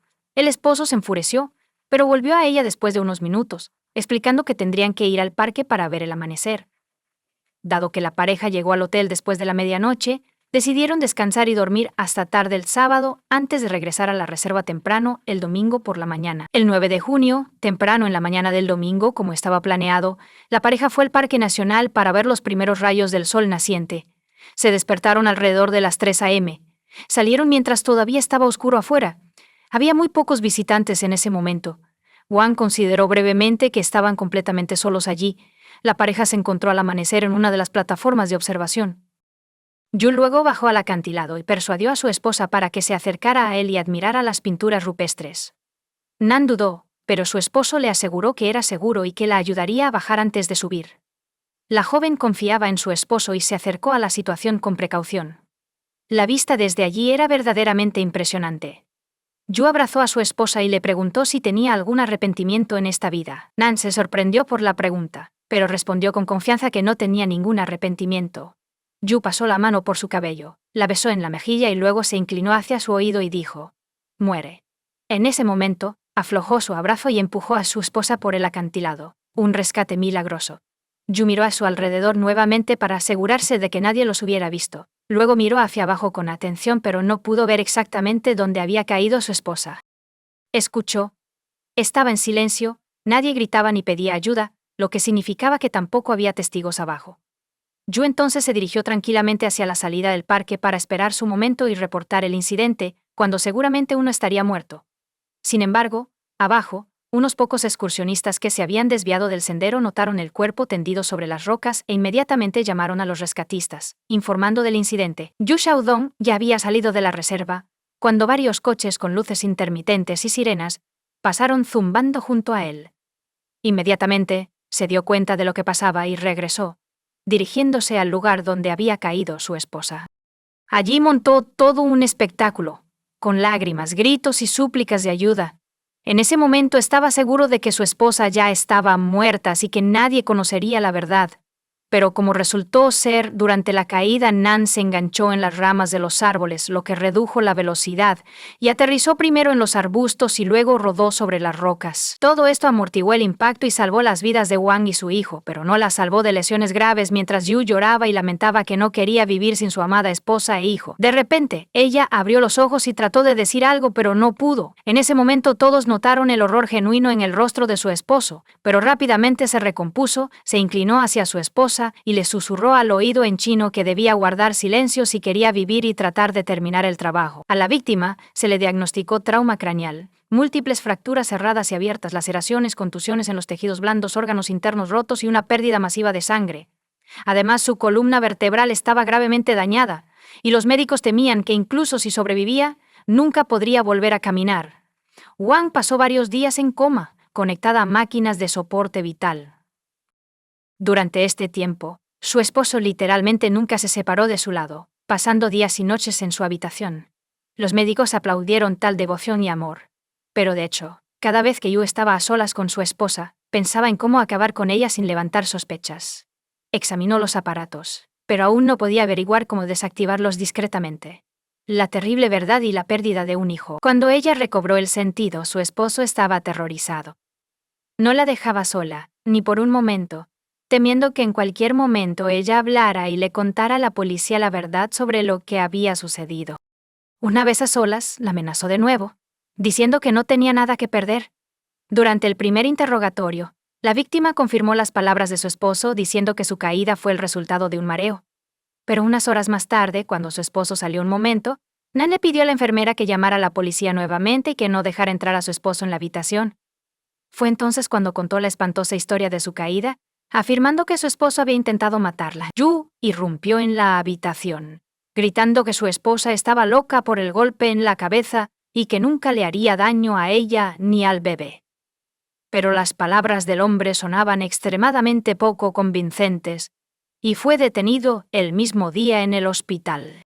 Fue acusado de varios cargos a la vez, incluyendo intento de asesinato así como intimidación en caso de que la víctima hablara. Cuando su esposo fue arrestado y enviado a la cárcel a esperar juicio, Wang respiró aliviada. Todavía le quedaba un largo periodo de rehabilitación por delante, pero ahora se sentía segura. Al principio había esperado que el embarazo pudiera salvarse porque el bebé había sobrevivido a la caída desde las alturas. Sin embargo, debido a los fuertes analgésicos, fueron necesarias varias operaciones bajo anestesia general, así como la necesidad de inyectar antibióticos. Los médicos insistieron en el aborto porque la prioridad era la vida de la madre, y el feto, con toda probabilidad, aún moriría por tantas drogas. Fue un gran shock para Nan, pero siguió las recomendaciones del médico. Juicio y sentencia. Xiaodong negó categóricamente su culpabilidad y seguía insistiendo en la versión del accidente. En la prisión, se comportó con calma, contrató buenos abogados y estaba seguro de que escaparía del castigo, o que éste no sería demasiado severo. Los investigadores y el fiscal a cargo del caso no tenían dudas de que el acusado había cometido el crimen por interés propio y la esperanza de recibir un gran pago de seguro, así como heredar la fortuna de su esposa, que en ese momento ascendía a casi $2,5 millones. Sin embargo, en uno de los interrogatorios, Yu literalmente dejó a todos boquiabiertos al hablar de otro motivo para su acto inhumano. Resulta que se molestó con su esposa cuando ella aceptó pagar solo la mitad de su deuda debido a su pasión por el juego. En opinión del hombre, si su esposa realmente lo amara, habría pagado todas sus deudas porque ella tenía el dinero. Xiaodong entonces decidió que Wang no lo amaba y que tenía el derecho de castigarla por ello. Después de estas palabras, el acusado se quedó en silencio y, al darse cuenta de que había dicho demasiado, dijo que lo habían malinterpretado. Pero su confesión inesperada, así como el testimonio de Nan, fueron suficientes para enviarlo a prisión por mucho tiempo. En marzo de 2021, el acusado fue declarado culpable y condenado a cadena perpetua, pero Xiaodong y sus abogados presentaron varias apelaciones y 6 meses después, el tribunal tailandés mostró una increíble clemencia, reduciendo la cadena perpetua a solo 10 años de prisión. Juan y sus seres queridos quedaron impactados por la decisión, diciendo que una sentencia tan indulgente sentaría un mal precedente que podría alentar a otros a cometer actos igualmente horribles. También en Tailandia, alrededor de la misma época, ocurrió un caso similar en la isla de Phuket, donde un nacional chino ahogó a su esposa, alegando que fue un accidente de natación en la playa. También lo hizo por el seguro. Dado que se probó el hecho del asesinato, el hombre fue condenado a muerte. Xiaodong, por otro lado, fue condenado a solo 10 años por el intento fallido de asesinato y, de hecho, por el asesinato del feto. ¿Cómo ha resultado hasta la fecha el destino de Huang Nan? El veredicto final en el caso de un hombre aún no se ha emitido. Yu está cumpliendo su condena de 10 años, y la mujer herida está tratando de impugnar la decisión del tribunal. En paralelo, Yu también está presentando apelaciones en un intento de probar su inocencia y ser liberada, ya que Xiaodong defendió a sus numerosos parientes que afirmaban que él era un empresario rico y que estaba mal casarse con él por motivos egoístas. Sin embargo, no hay forma de probarlo, ya que el hombre no tiene más que enormes deudas. En cuanto a Nan, contrariamente a las predicciones del médico, después de una serie de complicadas cirugías y una larga rehabilitación, la joven pudo volver a ponerse de pie. Aprendió a caminar de nuevo, y la mayor parte del dinero que ganaba lo gastaba en su recuperación.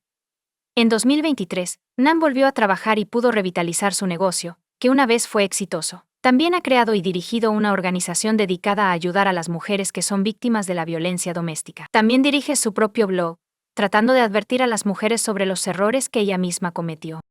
Comparte tu opinión con nosotros en los comentarios y suscríbete al canal para más.